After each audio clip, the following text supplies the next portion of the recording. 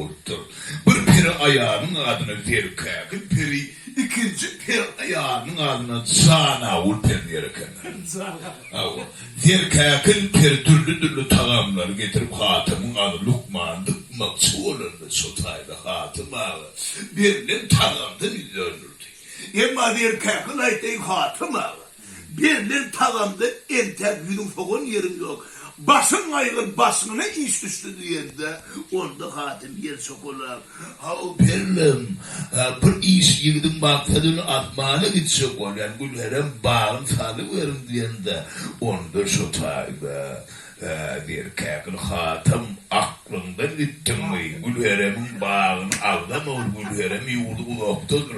Ey Hatym akıllı adam asmanıdır Gülherem bağı. Gülherem'in adını tutma ulaktadır onun bağı deyip Zerkägil peri Hatym'a ara bir söz deydi, yer vaklarını deydi.